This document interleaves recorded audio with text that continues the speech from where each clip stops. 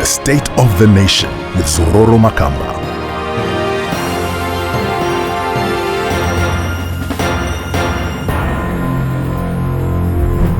What is happening in our local councils? Well, let's just look around and see the messy fights that are going on in our urban councils right now across the country. In Chegutu, we have the mayor there, Councilman Henry Muchatibaya. Well, he says he's the mayor. Others in the NDC says he isn't. They say Mafio Shumba is the mayor. It doesn't matter that Shumba lost the election last year. It's been going on since 2018. In Masvingo, same story. Some say the guy who's mayor there shouldn't be mayor. They want someone else. In Victoria Falls, there's been a war over this since last year in August over who should be and who shouldn't be the mayor. Then there's the whole drama in Bulawayo. Then there's this guy, Tinashe Kambarambi. He was elected councillor in 2018. After a lot of controversy, he was chosen to be the mayor. Then we also saw the whole fight with the town clerk. Now what has happened? Well, it turns out he actually has a criminal record, so the court had to ask him to step down. He's no longer deputy mayor, and he also loses his council seat. This means potentially another by-election. We know what that means, right? More campaigning, more politics, less focus on work. A few residents even want the government to appoint a commission to run the city. That's how bad it is. In Chitugwiza, there's a lot going down there too. First, Gift Jedede was elected mayor, but others went to court to appeal his election. The court cancelled his election and he stepped down. The MDC then picked a new guy. Now, the new guy has just been arrested.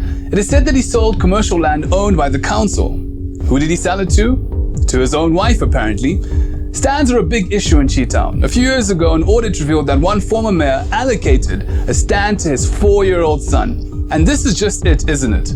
All these fights come down to who gets what. The MDC controls many of our urban councils. Is the party getting the best candidates?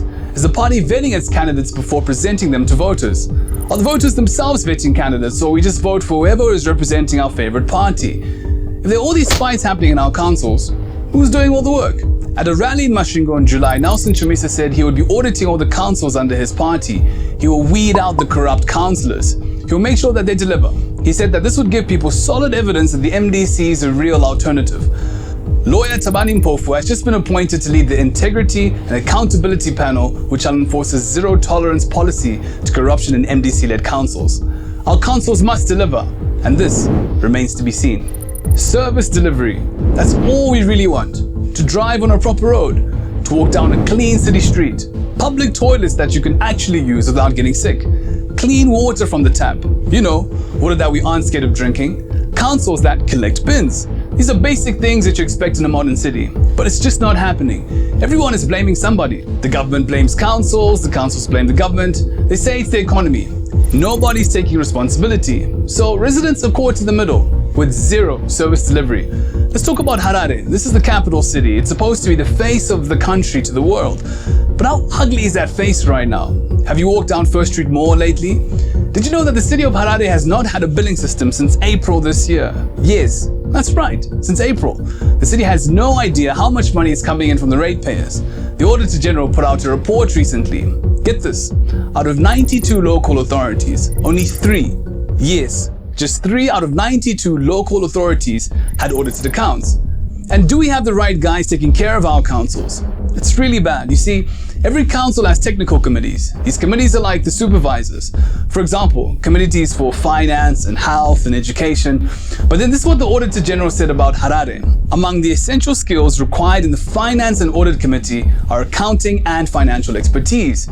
I noted that there was no representation of this discipline on the committee.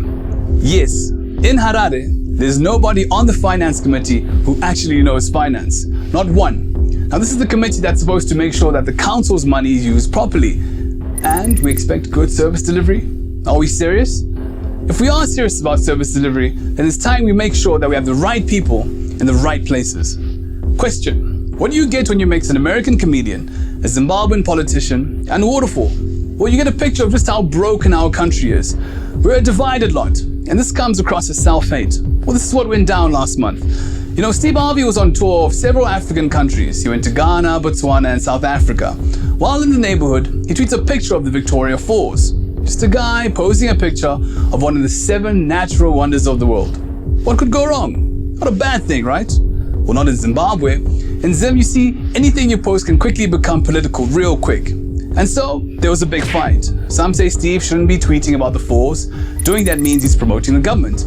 The guy was probably confused by all of it. Steve Harvey ended up deleting the tweet. We don't know why, but what we do know is this. We are a sad and divided people. Don't take our word for it. Guys have done research looking into this. According to Afrobarometer, Zimbabweans are twice as polarized as an average African country. It's us versus them. That's pretty bad. And we see this everywhere. We see it in our newspapers. You see it on the internet. You see it in our election campaigns, on TV. We see it when we talk with friends that disagree with us. The thing is this, it should be okay to have a different view about politics. It's even okay to wish for your opponents to fail. It's just a bit of a worry when that turns into wishing for your whole country to fail. Now this isn't about Steve Harvey. He's probably already forgotten about that tweet. He went to South Africa and got loads of media coverage there. He's doing business there.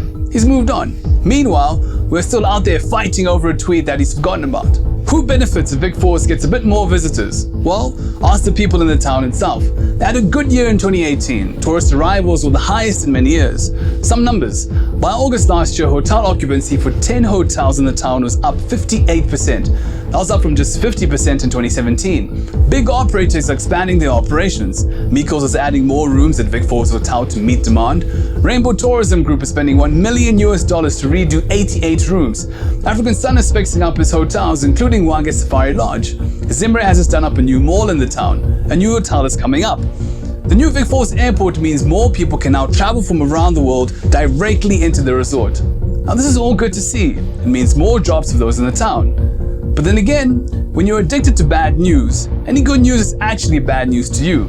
That's what happens in a divided society like ours. We're so obsessed with partisan politics on both sides that some of us can no longer tell the difference between the government and the country. Nothing good must happen under a government that you don't like. The whole country needs a big group hug. We need group therapy. We need our leaders to bridge the divide. Self-confidence is something we lack. Even the former rugby coach, Peter de Villiers, said it. You have great players, but Zimbabweans have low self-esteem. Now, there's a lot to hate about this country. Our toxic politics, the economy, corruption, and all of that. But there's also a lot to love. After all, we only have one Zimbabwe.